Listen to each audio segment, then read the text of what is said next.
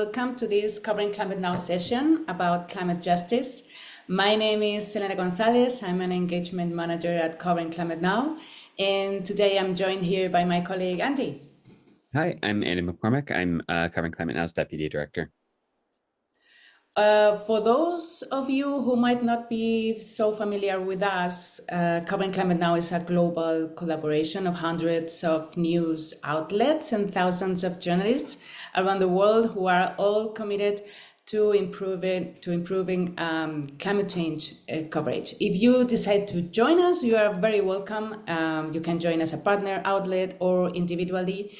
And you will get to access benefits such as training, also a system for partners to contribute and republish work from other outlets. We also have a Slack community where over 3,000 journalists can connect and share experiences and resources and tips. And we also convene our community through our webinars. We support journalists in conversation with each other about climate, about media, and related issues. And finally, we have several newsletters with useful resources, tips, story ideas you can use. And I encourage you to find all this information and more on our website, coveringclimatenow.org. And if you still don't know it, everything we do at Covering Climate Now is for free. So we hope to see you soon. In this session, you have the opportunity to make questions. You can use your function on Zoom at the bottom of your screen, and you can type your questions, and at the end of it, we can have a little bit of discussion. Okay, so let's start.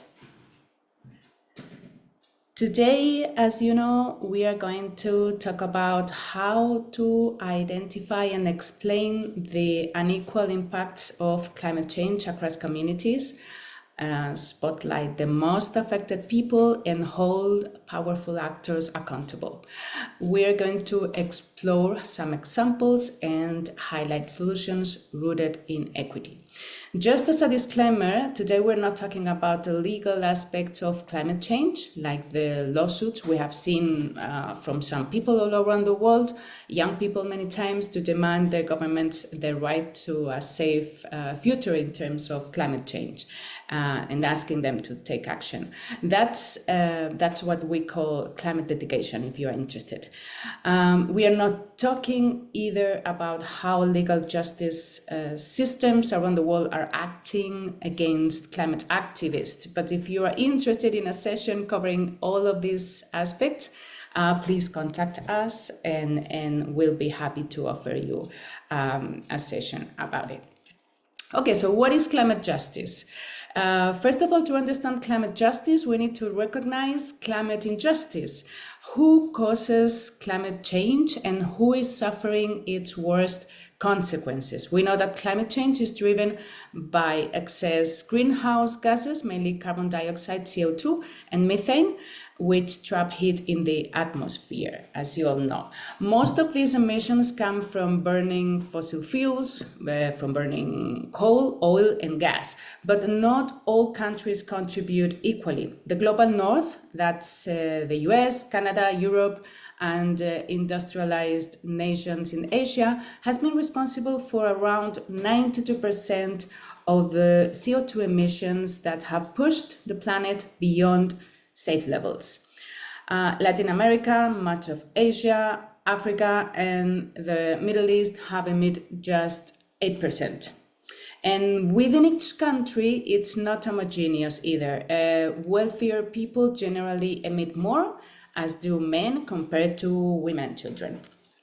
Everybody is affected by climate change, but at a different scale. The countries and communities that have contributed the least to global emissions are often the ones suffering the most. And this is the second layer of climate injustice. Those least responsible for the problem are the ones paying the highest price. And just letting our audiences know this fact, stating this fact in our reporting, in our stories, is also to better inform our audiences so they can have the whole story. Okay, so take Bangladesh in this example. It's one of the most climate vulnerable countries in the world, where cyclones intensified by warmer oceans are becoming more frequent and devastating, and rising sea levels threaten to displace tens of millions of people in coastal areas. And yet, Bangladesh accounts for only a fraction of 1% of global greenhouse gas emissions. It happens the same with Pakistan, suffering catastrophic floods in 2022, affecting over 30 million people, if you remember, which were intensified by glacier melt and extreme monsoon patterns linked to global warming. And Pakistan contributes less than 1% of global emissions. Mozambique, with one of the lowest emissions per capita in the world, is another example of countries facing severe climate change impacts. And if we go to the other side of the globe, Mexico and Central America, for example, face severe heat waves, prolonged drought, and rising sea levels that displace coastal communities, but they contribute only 1.3% of the emissions. Same case with Guatemala, Honduras, and El Salvador. They have seen worsening crop yields and failures, so many people decided to migrate north, even if their contribution is extremely low, as in the other examples. We're going to talk about the consequences like displacement and migration later in this session. But let's continue, because this inequality is found within rich countries too. Black, Latino, indigenous communities in the US are more likely to live in areas with extreme heat, with pollution, and climate-related disasters. And they often have fewer resources for air conditioning or insurance or rebuilding after hurricanes, wildfires, and floods. For example, during the wildfires in California at the beginning of the year, we saw that lower income communities, often communities of color, had fewer options to evacuate and faced greater long-term economic difficulties after losing their homes. In Phoenix, which is the hottest city in the US, extreme heat disproportionately affects low-income neighborhoods and communities of color. We're going to see this. In this piece by Vox, we're going to show how city officials are working to address these inequalities through tree planting programs, through heat officers, and infrastructure changes aimed at protecting the most vulnerable. This piece is 6 minutes long. We're going to paste it on the chat, but I would love you to watch just the intro. I'm looking at a map of surface temperatures in the Phoenix metro area. So this is in Arizona in the southwest US, and it shows how hot the ground is in June. And this is a map of child poverty rates. Darker blue means more poverty. So this is heat, and this is poverty. Heat, poverty. Heat, poverty. The correlation is pretty obvious. This is where it becomes clear that climate change and wealth inequality are not really separate issues. And you can probably find examples of that wherever you go in the world. But for this story, I went there. An excessive heat warning is in effect. Warmer is the new normal in Phoenix. The city grappling with an increase in heat-related deaths. Phoenix last year hitting 100 degrees or higher for more than 144 days. Climate change is one factor causing rising temperatures. Urban development is the other. The forecasted high that day was 112 degrees Fahrenheit. That's 44 degrees Celsius. I really recommend this piece as a good example of a story with a climate justice angle. Don't worry if you don't catch up with the links in the chat. We're going to send you all an email with all the links, with the stories and the resources we are showing in this session. Well, climate justice also means ensuring everyone has equal access to life-saving information. In April, the US National Weather Service in the United States paused translations of extreme weather alerts into Spanish and other languages, and that left millions of non-English speakers at risk. This pause, caused by a lapsed contract with an AI translator provider, comes with budget cuts and staffing shortages in the government. So, understanding these inequalities helps us see why climate justice is central to conversations about climate change. It's not just about emissions, but about responsibility, resilience, and equity. Reporting on this imbalance is going to help our audiences to see why climate solutions must include not only emissions cuts, but also reparative finance and structural change. So now we're going to talk a bit more about accountability, and we're going to show the origins of these inequalities. Andy? Okay, thanks, Elena, and good to be with everyone here again. Just in case you haven't noticed, we are posting links to some of the stories in the slides in our chat.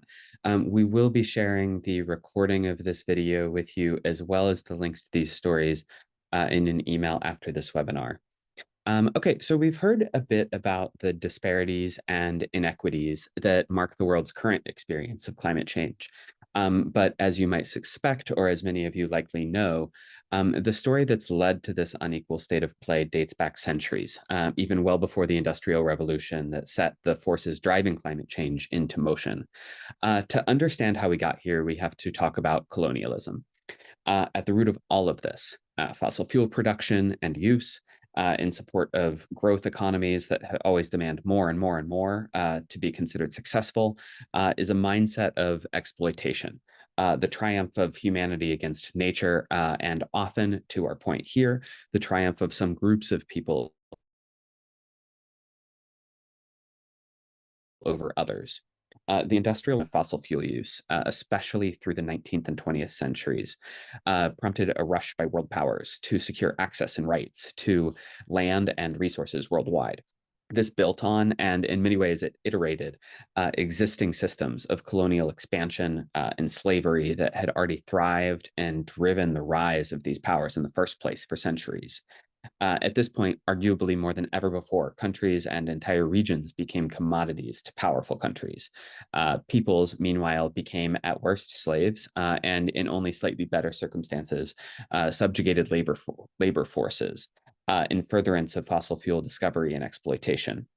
Violence was common, and cultures were all too often trampled over. Critically, colonialism, both during this time of rapid fossil fuel expansion that we're discussing and earlier, also contributed to a lot of the environmental degradation that has laid the groundwork for climate change to accelerate at the pace that it has. Plantation economies, for example, often involved the razing and burning of wide swaths of forest to make room for the likes of cotton farming.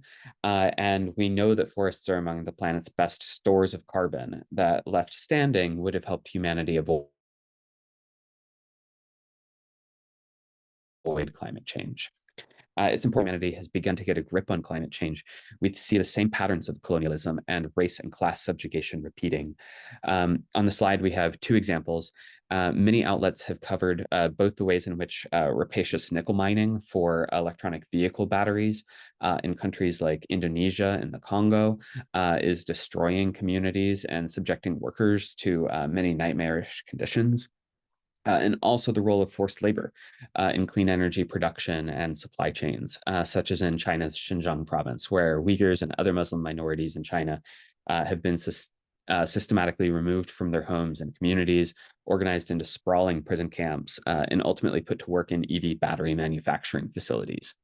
Obviously, there's a ton to say here, and unfortunately, we don't have time to get into the weeds. But if you don't feel particularly familiar with this intersection of colonialism and climate change, we strongly encourage you to spend some time Googling and reading. It's tragic, but also incredibly fundamental to understanding the realities of climate change today. So we do think you'll find it interesting. To that end, before we move on, here's some quick and challenging food for thought. Those of you who follow climate change more closely may have heard this term Anthropocene, which seeks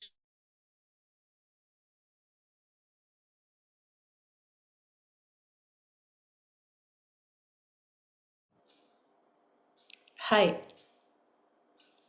I think that Andy has frozen, so allow me to continue. Um, he was saying that those of you who follow climate change more closely may have heard this term. It's Anthropocene. And this term seeks to capture the magnitude of the impact humans have had on this planet by defining our modern age as a unique geological epoch, like the Pliocene or Eocene, which date back many thousands and millions of years. The idea is that human activity now so dominates the earth environments and ecosystems, the land, the sea, and the sky, that we are significantly impacting those environments and ecosystem fundamentally. The term Anthropocene came into use just in the past 2 decades. And if you understand anything about climate change, you might quickly think, yeah, that about gets it right. But from a justice angle, the term might not actually be so accurate. Some climate justice advocates have said from their perspective that the term Anthropocene falsely equates the root causes of climate change with universal human nature, when in fact it is specifically the doing of the human groups who have waged colonization and systems of oppression on others.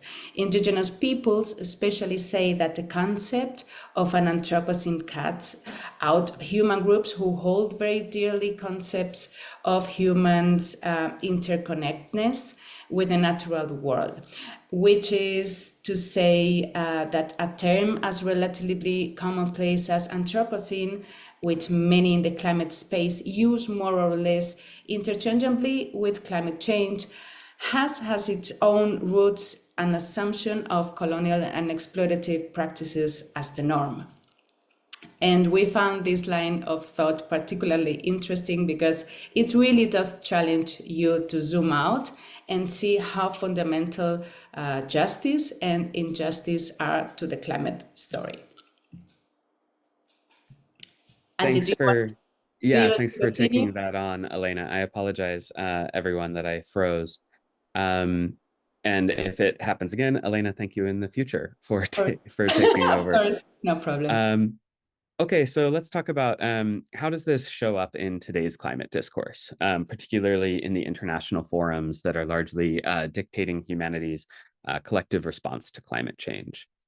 It was only just in 2022, 3 years ago, that the UN's Intergovernmental Panel on Climate Change, which is the world's preeminent international authority on climate change, mentioned the role of colonialism in an official report. The IPCC's sixth report said, quote, present development challenges causing high vulnerability are influenced by historical and ongoing patterns of inequity, such as colonialism, especially for many indigenous peoples and local communities. Indeed, the legacy of colonialism and these questions of justice more generally play a prominent role in global negotiations. Developing countries, which, as Elena shared earlier, have contributed less to climate change and yet are more vulnerable to its impacts, prominently advocate for wealthy countries to be accountable for their emissions and the disproportionate impacts of climate change. And unsurprisingly, those wealthy countries, even under leaders who are considered friendly to climate action, routinely reject those calls for accountability, arguing that the past should be left in the past, usually. But of course, there's also disparity in the negotiating power that countries are able to bring with them to these international forums, in particular to the COP process, which you may know is the annual meeting in which leaders try, with questionable results, to agree on a collective approach to climate action. If you're a country like Vanuatu or Ghana, how are you supposed to make your voice heard against the likes of the US, the UK, and China? That's why in 2015, 20 countries came together to form a negotiating bloc called the Vulnerable Group of 20, or V20, which is a play on familiar global blocs like G20 and G7. You can see the founding member states listed here on the slide, countries like Bangladesh, Costa Rica, and Vietnam. But notably, the bloc has grown significantly since its inception, now including 70 countries in total. Which aim in these international meetings to leverage their collective bargaining power to greater effect. That can still be hard. All too often, it's the rich countries and even petrostates who seem to hold the cards. But the V20 has secured some significant victories in recent years, in particular in the realm of climate finance, which is a technical term that officially describes all financial resources brought to bear against climate change, but that colloquially is more commonly used to mean the money that wealthy countries responsible for climate change owe to poorer ones to help them both adapt to and mitigate climate change. We'll talk more on this in a moment, but before we move on, I do want to note it's important that we don't oversimplify here. Vulnerable and developing countries don't exclusively advocate for climate action. In fact, many actually say that it's unfair that they're being asked to quit fossil fuels right now, given how fossil fuels in the past propelled other countries to vast wealth. From their perspective, from some of these developing countries' perspective, the rich countries asking them to quit fossil fuels to quote unquote do their part might as well be asking the developing countries to stay poor and to keep their comparatively weak place in the world order. This obviously is also an issue of justice, even if it's not going to get us anywhere as far as climate change is concerned. Okay, so back to climate finance. This is such a critical question, and it drives a great deal of discussions at the annual COP summits. What do rich countries owe developing ones to help them adapt to and mitigate climate change? Way back in 2009, at COP15 in Copenhagen, developed countries agreed to mobilize $100 billion annually by the year 2020 in climate aid to smaller developing countries. This was an acknowledgement of the inequities that are inherent to the climate crisis and the different resources that countries have to bring to bear against it. Ever since, it's been a major source of tension that money never really materialized at that level. And much of what did materialize came in the forms of loans, which developing countries were expected to pay back, often with various disadvantageous terms attached, and not grants. Again, justice. Is it really in the spirit of good faith aid if you're a rich country and you've set up the terms only to enrich yourself in the long run? Yet rich countries year after year bristle at suggestions that they ought to do more for countries that are literally scorching or being swallowed up by rising seas. One victory for the developing countries came in 2023 at COP27 in Egypt, and that was the establishment of a loss and damage fund, a pot of money essentially meant to provide a specific kind of climate finance, and that is money to rebuild and adapt in the wake of climate change's disasters and encroaching impacts. When storms wipe out billions of dollars in infrastructure, for example, or ruin a country's livelihoods, the Loss and Damage Fund emphasizes inclusive governance, meaning the developing countries it's intended to help will have a say in how it runs. And in the most recent COPs, countries have made headway towards launching the fund, including at COP29 last year in Azerbaijan, when the World Bank formally agreed to host the fund. Questions do remain, though, of whether the fund will ever reach its intended value targets.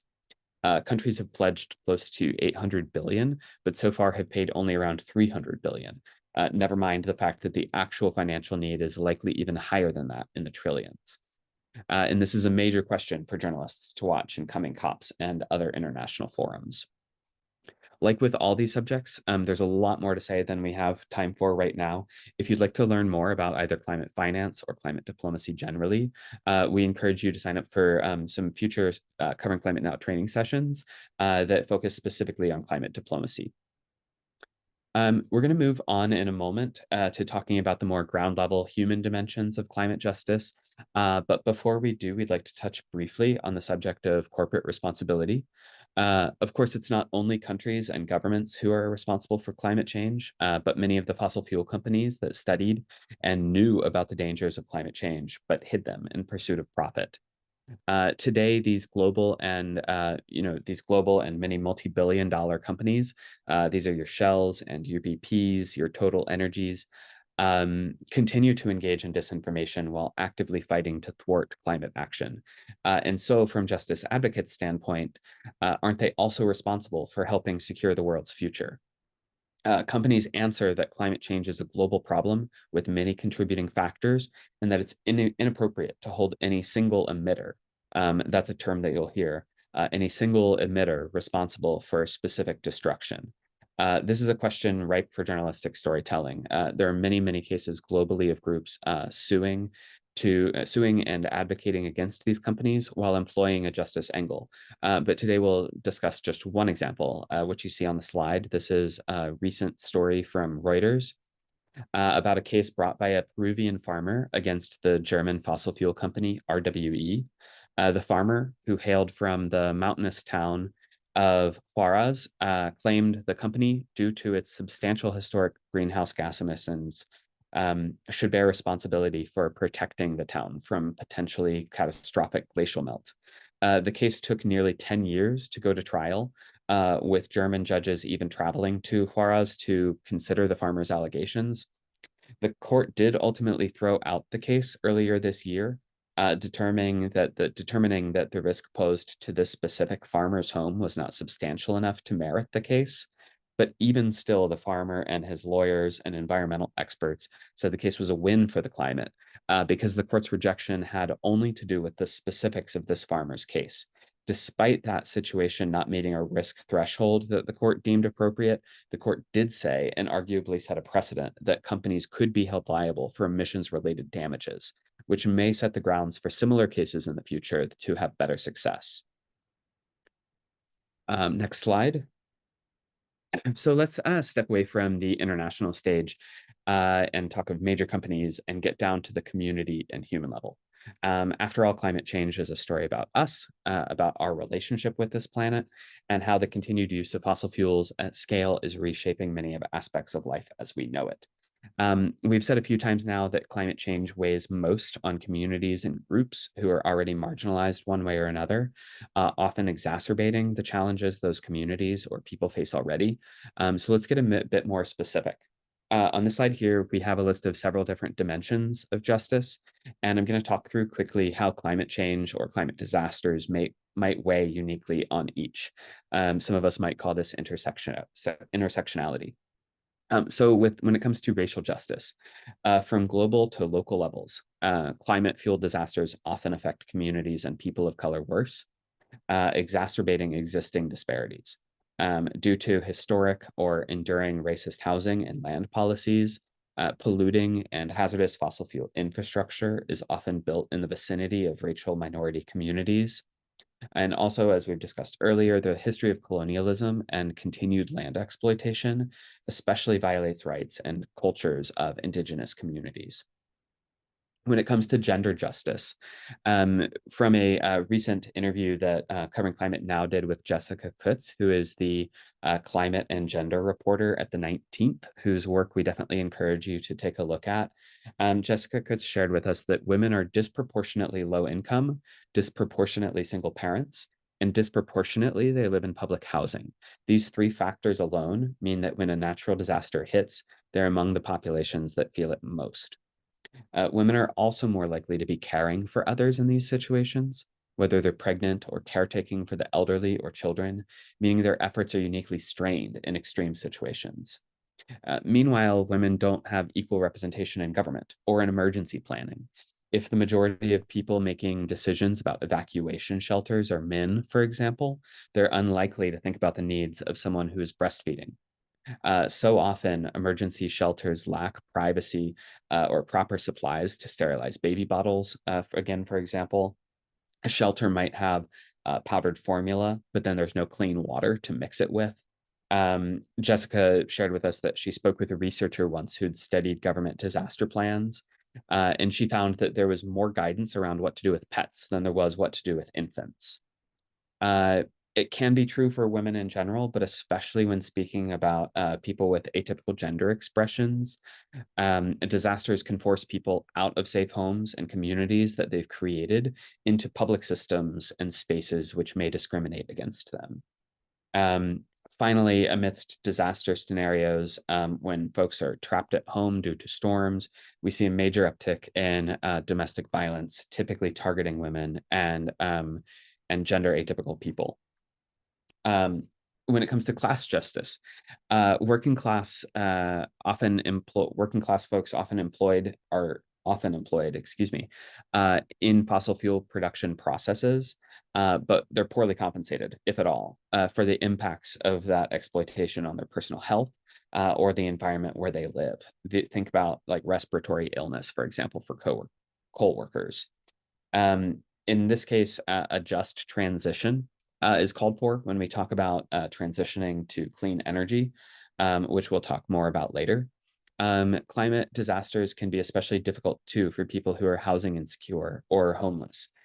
Disasters reduce housing stock, and these people are pushed further back in line to have their needs met when all of a sudden people who are homeless or housing insecure as it is are competing with all of the people who were previously housed for stable situations.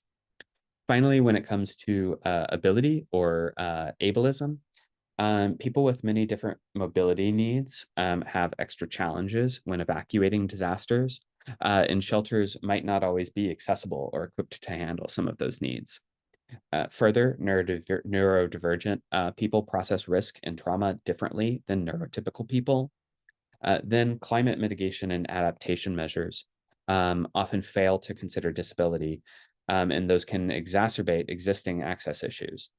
For example, a city might expand public transit options, but will fail to take the opportunity to update the accessibility of buses and trains as they do so. So going through all of that, I mean, that was a lot fast, but I hope it just gives you a sense of how many intersections there are at all of these different levels. And I hope you heard as I spoke, there's so many rich opportunities for storytelling, for journalists to kind of help readers and audiences get their head around the complexity of climate change as a fundamental issue of justice. Back over to Elena. Thank you, Andy. Yes, as Andy said, there are many stories that we can cover as journalists when it comes to climate justice. In this session, we are going to talk in a bit of detail about two of them. One is migration, and the other one is health. I'm going to start with migration, and then Andy will talk in a little bit about health. Well, around the world, climate change is becoming a powerful driver of migration and displacement.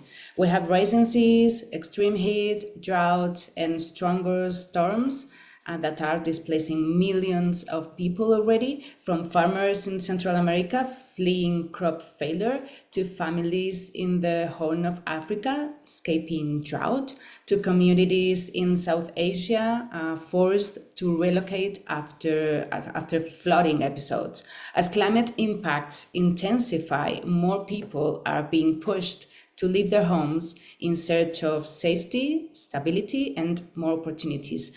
And this highlights the urgent need to address climate change as a root cause of global displacement. Here in the slide, we have the news that came in 2024 when Morocco intercepted more than 78,000 migrants attempting to reach Europe in their southern border. This was a 4.6 increase from the previous year, and many of these migrants originate from regions severely affected by climate change, such as the Sahel region, where drought and desertification have devastated agriculture and livelihoods. The growing migratory pressure underscores how environmental degradation, compounded by armed conflicts and economic instability, is pushing people to seek better conditions abroad. And again, climate change is acting here as a threat multiplier. Okay, let's go to talk a little bit about climate refugees. For policymakers, this is presenting a growing challenge. Current immigration policies often fail to recognize climate change as a driver of displacement, and this is leaving many migrants without legal protections. And some researchers believe that creating a special refugee status for climate change related reasons might unfortunately have the opposite effect of what is sought as a solution. It could lead, they say, to the exclusion of categories of people who are in need of protection, especially the poorest migrants who move because of a mix of factors and would not be able to prove the link to climate and environmental factors. Forced displacement can be sudden, like we saw after hurricanes Eta and Iota in Central America in 2021, or displacement can be gradual, like the droughts in Honduras and northern Mexico that push people to leave their homes over time. Sometimes this is not forced, this is an adaptation strategy. And meanwhile, the local communities receiving migrants are also struggling to adapt. They are trying to balance economic pressures, environmental concerns, and the humanitarian needs of displaced populations.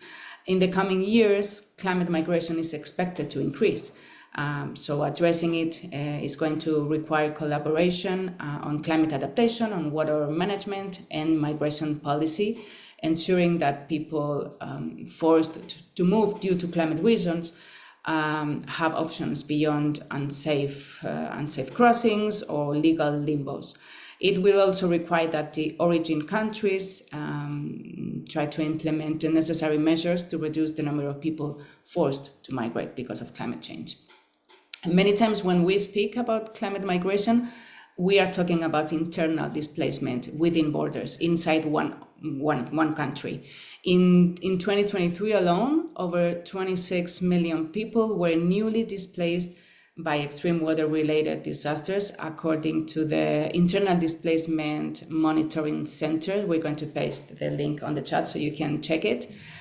Countries like the Philippines, like China, and the United States have seen significant movements due to typhoons, to heat waves, and wildfires and hurricanes as well. As these climate shocks become more frequent and more intense, internal displacement is expected to rise. And this is placing additional pressure on cities and on urban centers and emergency response systems. So, what can we do to improve our coverage? Asking the climate question. If we are reporting a climate story or a migration story or an economic story, to truly inform our audience, we need to connect the dots and tell the whole story. And to do that, we need to ask the climate question.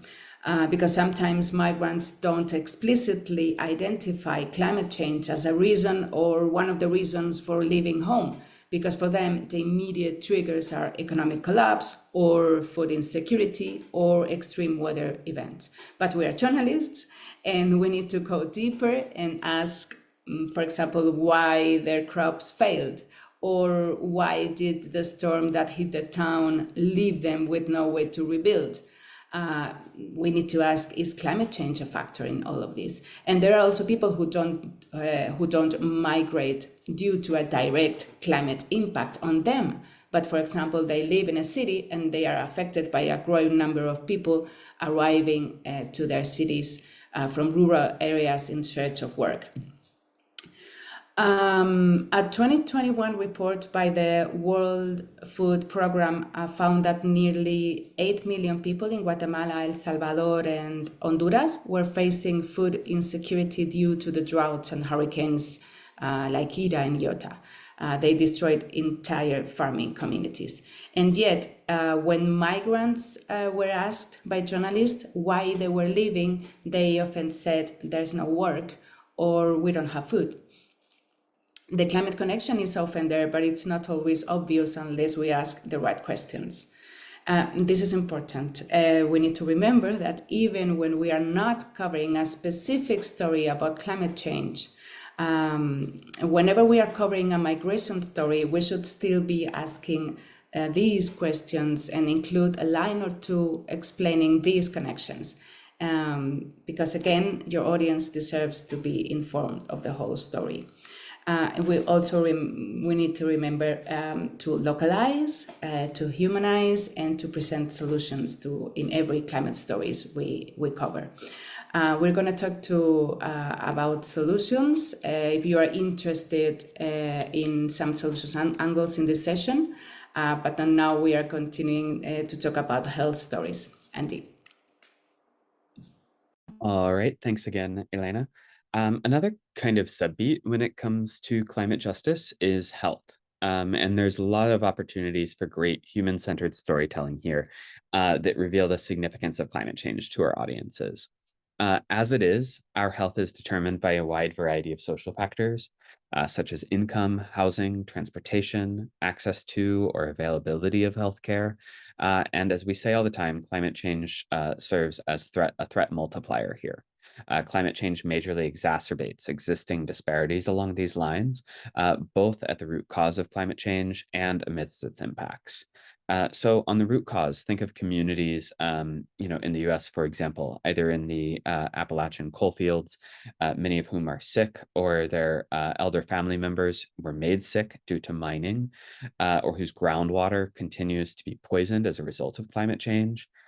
Or think about Cancer Alley in Mississippi, where, and we have a picture of this on the slide, where CBS News reported that cancer risk was as much as 50 times higher in a strip of land that is crowded with fossil fuel and chemical processing facilities.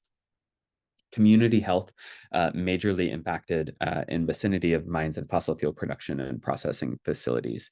On the next slide. As a result of systemic inequalities, people of color, Indigenous people, and the poor, we've said over and over, typically do bear the brunt of climate disasters. At the same time, their experiences and needs are often not included when government, businesses, and think tanks and other elites discuss climate solutions, which only further entrenches inequalities. Let's start on the next slide by understanding a solutions framework. If you've taken our climate solutions training, this may look familiar. Our friends at Solutions Journalism Project are doing great work on this front. Solutions journalism is rigorous, evidence-based reporting that responds to big problems facing society. Here are some key questions to consider when reporting on a solution. First, what is the solution being put forward? And how has that solution worked or not worked? What evidence, such as on-the-ground experience or empirical data, indicates that this solution is effective? In particular, has it been effective for the communities most affected by the climate crisis? What insights and information from this story can help other stakeholders better respond to the problem? And what are the limitations or shortcomings of the potential solution being interrogated? How can these shortcomings be overcome? So over and over, we try to share from Covering Climate Now's perspective that solutions reporting isn't just about covering the good news of what a solution does or promises to do. It's also an accountability story. It's about holding solutions accountable for doing what they promise to do and holding the people accountable who are proposing these solutions or advocating for certain solutions for whether or not those solutions are measuring up and meeting the needs of people on the ground. In all solutions reporting, if solution isn't working, that's just as big of a story as solutions that are. And we do encourage you also to focus on solutions that are working at scale and serving many people's needs, as opposed to those kind of like smaller sort of novel solutions that are having maybe a neat but a fairly limited effect on the overall climate picture. Back to Elena. Thank you, Andy. Before we finish, we would like to talk a little bit about what is a just transition. A just transition tries to bring fairer outcomes as the world transitions to net zero and is recognized internationally through the Paris Agreement. It frames the transition through a human rights lens, and it should center the most affected parties, for example, workers and small businesses.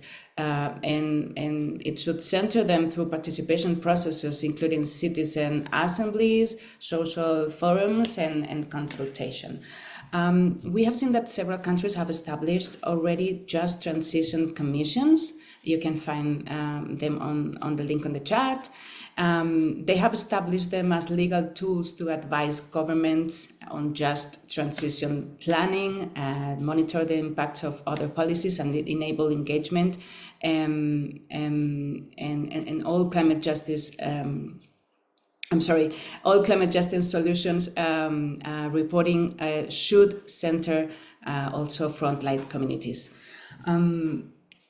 more questions that we could ask ourselves as journalists if we are covering climate stories, as climate preparedness and green energy become larger economic concerns. Where will investments be made? Who decides?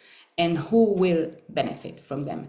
We can also ask, will resilience projects prioritize wealthy communities, historically underserved communities, or both? If green stimulus spending goes forward, will the jobs created and the infrastructure constructed benefit all parts of society, including communities of colors? These are all valid questions and interesting questions for our audiences to make if we are covering climate stories from a perspective of the climate justice. We're going to see an example of solutions from a community perspective that we don't see often. That's why we are bringing it here. The Darfur conflict, as you may know, has caused a massive increase in tree cutting for charcoal and firewood, as lack of cooking gas forces families to rely on these resources. This destruction is also part of a broader environmental crisis. The Darfur region of Sudan has experienced significant deforestation over recent decades. It has experienced a drought, which has been exacerbated by climate change. The resulting desertification is threatening not only the environment, but also the livelihoods of those dependent on the land. And climate change, again, is a threat multiplier in this case. This story that we are showing from Mongabay, it's sharing the work of Zara Adams Hamis. She's a refugee from Darfur region, devastated by the war in Sudan, and founder of the Safe Space for Women and Girls. She's helping address these issues through community education and practical solutions. Women here are taught sustainable practices, such as planting a tree for every one they cut down. And these women and girls are trained and encouraged to use energy efficient cooking methods. They also train women to craft products from neem seeds, which are sold at the camp's Women's Center. And the income they are generating is supporting further tree planting, and it's providing a sense of purpose for the women involved. Challenges remain because of a lack of modern tools, lack of funding and reach.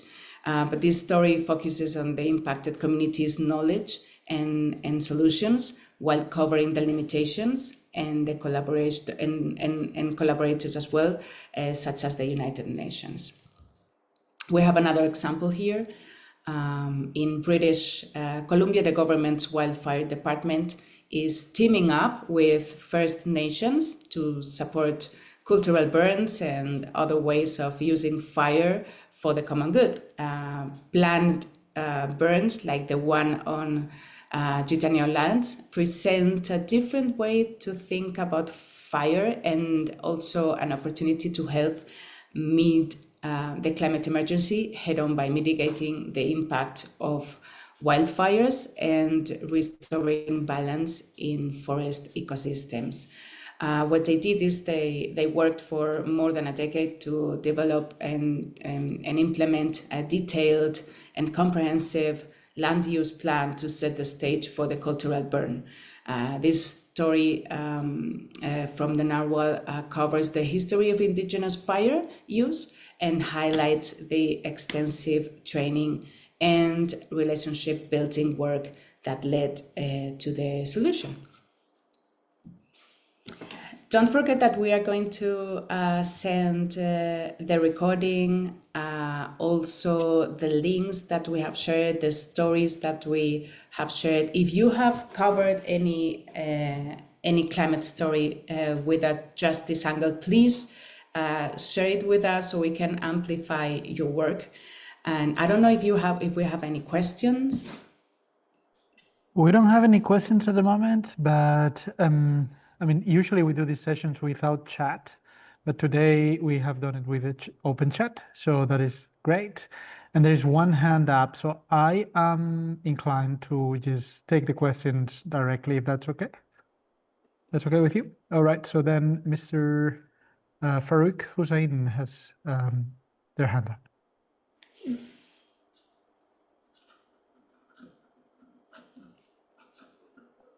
I think you would need to unmute yourself. Thank you.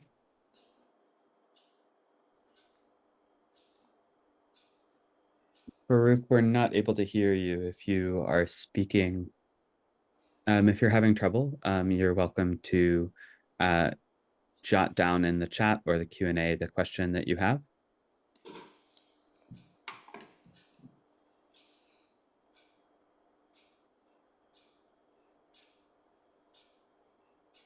All right, it seems that we cannot hear you, Farouk, even though you are muted. Maybe you could write your question in the chat. Yes, apparently Priscilla is saying that she's not seeing an option to unmute herself. So maybe it's... Yeah, no, you have to raise your hand and then I can allow you to talk, Priscilla, if you want to ask a question. Same with Farouk. Yes, if you raise your hand, then I can allow you to talk. But you can also write your questions in the chat if that's easier for you. That's how we usually do it. Mm-hmm.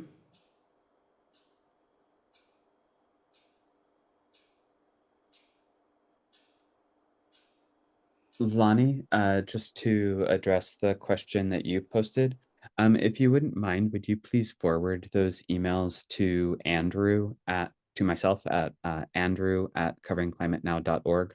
I know that we did see Daily Mavericks stories and participation in the 89% project. And I believe we shared some of those on social media. I apologize if you didn't receive a reply from us. If you'll email me directly, I can help hopefully run that down to ground for you.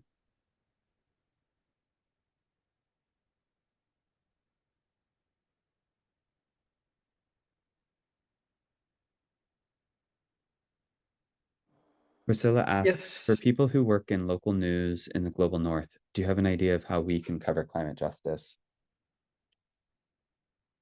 Priscilla, I think there are so many different opportunities to do so. Like obviously, a lot of what we've talked about here is, large and on a global scale and having to do with, hundreds of years of colonialism and history.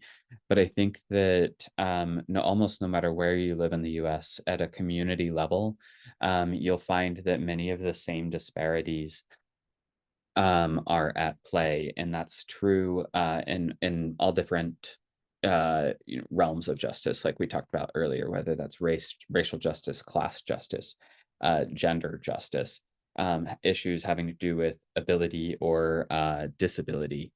So I think that really pulling any of those strings are likely to yield some stories. More specifically, though, I think that there's a lot to write about right now in terms of how the fossil fuel economy or kind of nascent clean energy technologies are serving or not serving certain communities. So how are existing fossil fuel infrastructure projects weighing on community health? How are they keeping people employed or unfortunately in many cases leaving people without jobs as fossil fuel infrastructures and kind of economies kind of contract? But then also as the government currently is, or as many aspects of the US government or global north governments are going back to or doubling down on fossil fuels, how are those maybe perpetuating some of the health impacts that fossil fuel has? Or alternatively, if the community that you're in is doing a good job of transitioning to clean energy, are the changes that transition is bringing about, are those taking the opportunity to rectify historical injustices? So are the people who were kind of left out of the fossil fuel economy or who are kind of being let go of because of fossil fuels contraction, are those people being given the opportunity to take on new clean energy jobs? Or as clean transportation technologies are coming online, are those technologies taking the opportunity to address questions of ability and access? So that's kind of a real broad overview, but I think there's definitely so many stories to tell in the global north when it comes to climate justice. You definitely don't need to think about that as being a story that has mostly to do with the global south, because really it exists both at a global level and community to community. We have Bridget Myers here who raised her hand. Bridget, please go ahead. Yeah, can you hear me okay? We can, yes. Great. Thank you, Andrew. You kind of answered part of what I was going to say because located here in the US, obviously it's pretty contentious as to get coverage about sustainability, about climate change, about coverage of alternative components. And I do like the local approach. But how to even get coverage locally is difficult. The newspapers, for instance, letters to the editor or opinion pieces or things of that nature aren't being covered succinctly or sufficiently. So any additional suggestions you have would be welcome. May I ask where you live in the US? Boulder, Colorado. Okay. Well, I'm Which trying is to think actually about covers well. Yeah. But Mhm. I'm trying to think of like Denver or Colorado Springs, areas that don't always sometimes cover things. Denver, has a lot of issues pertaining to climate. Yeah, I mean, this isn't my head doesn't go here specifically because of Denver, but I think in major urban centers throughout the US, a big question of, well, I don't know. I happen to know Denver has a fairly significant, and other parts of Colorado as well, significant homeless populations, specifically because of how those climates have typically behaved and in extreme seasons. But those seasons are shifting, and places that kind of used to be kind of comfortable and I mean, not comfortable, but it, not the worst places for homeless or housing insecure populations, Mm. as those are becoming less so, how are local governments adapting to help those people meet their needs, or how are they not doing so? I think that's actually a really big story in communities like Denver, as well as other communities throughout the US that are similar, such as Seattle. Um, that's only one example, but really, I think there are just so many strings to pull. Elena, do you have anything that you would add? I think you have mainly covered it, Andy. Great. Thank you so much. I Yeah, appreciate it. thank you, And Bridget. always, yeah, I think also coverage, people like to see things. And so doing media, TV based or things like that is another challenge, I believe. Hmm. But thank you. Thank you. Well, let's try again with Farouk Hussein, who's raised his hand again. Let's see if this time we can hear you, Farouk. There you go.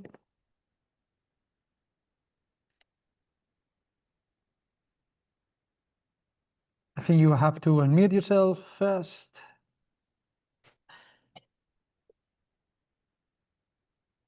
We cannot hear you, Farouk. I think you're muted still.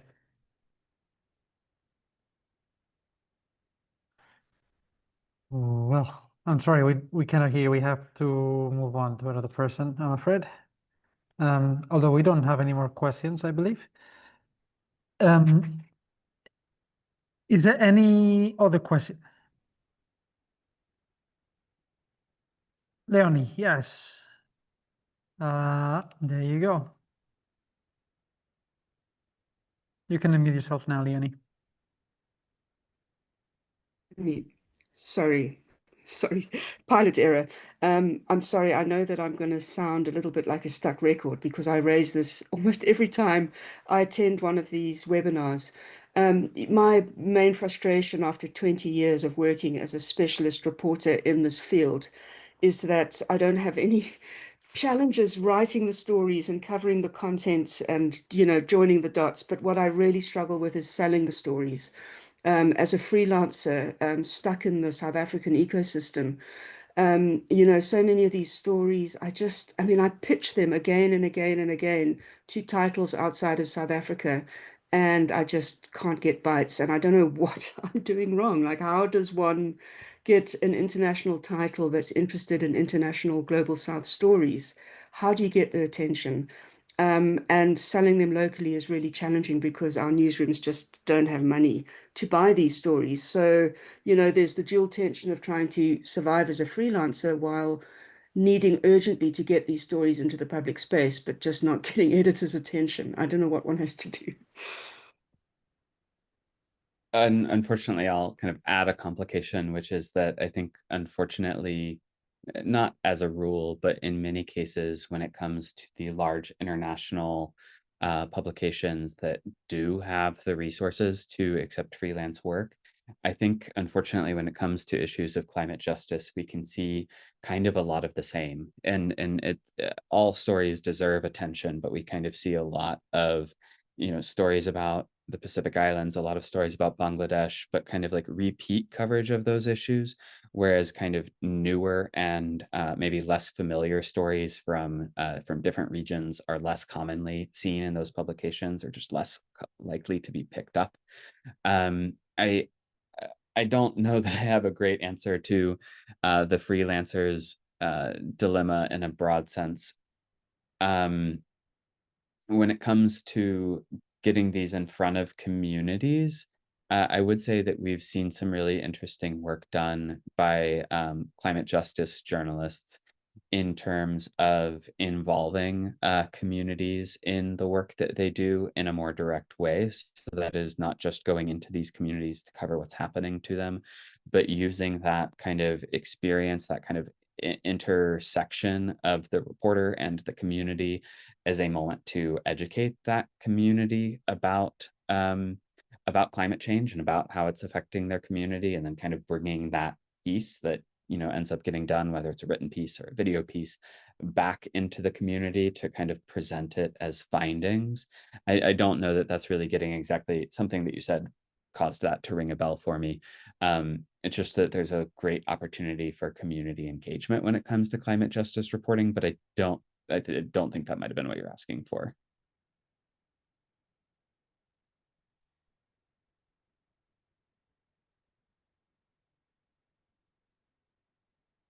There's something else that I mean, unfortunately, I've been a freelancer. I know exactly what you're talking about, and we've heard these same or similar problems in the past.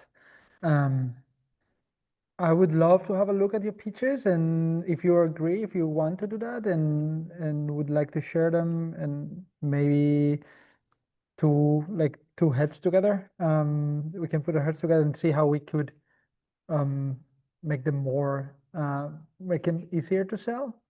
I'd be happy to help you with that, or at least give you my honest feedback if that's something you would be interested in. My email is santiago@coveringclimatenow.org. So yeah, feel free to forward them to me if you would like, and yeah, I'll come back to you. And sorry, apparently I've been posting messages all this time in the chat, but only for hosts and panelists. So you haven't received any of my messages. I posted lots of links. I'm not going to copy them again and post them again, but you will receive them in that email. So you will see lots of links and messages that you haven't seen in the chat, but that they were there. Lonnie, one thing, you are likely familiar with these publications, but one thing that I would quickly note is that some of the smaller names, some of the kind of newer nonprofit, usually nonprofit, but some of the newer online outlets along the lines of New Lines magazine, which focuses a lot on kind of broadly Middle Eastern issues, publications like The New Humanitarian, publications like Rest of World. These are publications kind of tailored to a smaller audience, but that I think tend to care very much about stories like this. So whereas I think, we face challenges with some of the big names that we all know, I would encourage you to, or really encourage everyone on this call to look at those kind of smaller publications that are still doing really well, covering, kind of a more acute aspect of either the globe or justice issues or climate change. Those can be really good opportunities for freelancers.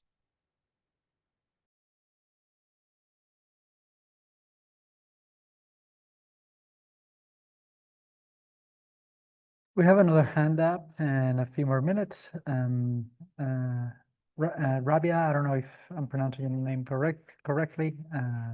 The floor is yours.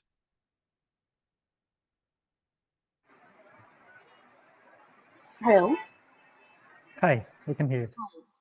Hi, thank you. My name is Rabia Mushtaq. I'm a journalist based in Pakistan. My question is about reporting on heat and obviously climate justice and how it's linked to class inequality. I live in Karachi. It's one of Pakistan's biggest cities, and it's also one of the most vulnerable cities in terms of heat impact when we talk about climate change. And I haven't done a lot of climate reporting, not very thorough about it. But I have been, thinking to report about how, heat and class inequality is linked to climate injustice in a city like Karachi, where a lot of low-income neighborhoods, people living there, face power outages for 16 to 17 hours, and maybe a little more than that as well at times. Um, and I wanted to understand, how do I sell a story like that to a Western publication, and how do I pitch it? I mean, is it something that, people outside of Pakistan would be interested in? I know it will sell locally, but I wanted to understand how important is it in terms of global audiences. Thank you. I think it's very important. I think that the trick for selling to global publications is just making sure to frame the realities on the ground in Karachi as kind of representative of what is similarly vulnerable communities are facing around the globe amidst climate change. um, I might think about, are there ways to connect the situation in Karachi to global kind of like aid and recovery mechanisms, especially looking at the floods from a couple of years ago. How did those affect the people of Karachi? How did recovery efforts, like including international recovery efforts, work or not work for people there? And how are those kind of lessons being learned and implemented into future kind of recovery effort planning?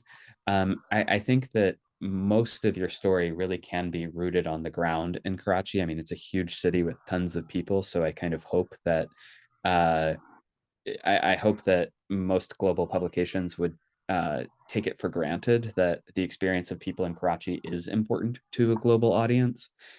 But however you can kind of connect the story to international systems or use Karachi as an example of what vulnerable communities everywhere are facing, I think that those just kind of like those kind of two extra turns on the story will be a good way to help sell it to a global audience or a global publication. Santiago or Elena, do you have anything to add? Thank you. No, I think that zooming out it's the best strategy if you want to make the story global, Rabia. Also, in terms of strategy, this seems to be very obvious, but to know the right person might help because sometimes we pitch to people that are not in charge of the right reception of pitches. That has happened to me. I've been a freelancer for many years, and sometimes you need to keep pushing until you find the right person. It might not be an editor, it might be a colleague, a reporter, a correspondent, someone working for that media outlet or that you can collaborate or someone at that media outlet that can point you out. But I know that it's obvious, but sometimes we oversee this aspect of pitching stories. And also, I would add that there is that's something that we often forget is that it's to center, like, and this is something we always say, even though you may be pitching for an organization that is far from where you are, making the story about humans and centering it around compelling main characters, protagonists, is very, very important. And pitching it as such, making sure that your editor understands that you have a strong protagonist can make it easy for you. Okay, should we try Farouk one last time? See if we can hear him, and if not, I think we can call it a day.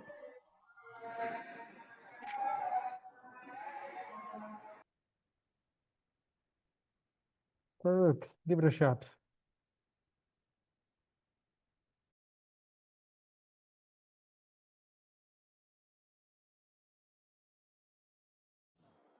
No. Nope. We have one more in the Farouk. chat. Oh yes, we can hear you now. No, we can't. He unmuted, but for some reason he's not able to. We are not able to hear him.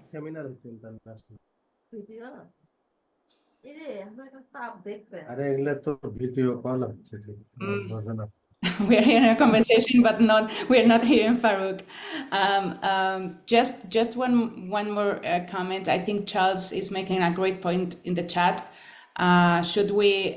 He's answering Rabia's question, and should we just be thinking more about the audience that we are trying to reach versus the editors' publications we're trying to pitch? Absolutely. I think that's a great advice, Charles. Thank you so much. And I don't know if we have any other questions. No? Thanks for being with us here, everyone, today.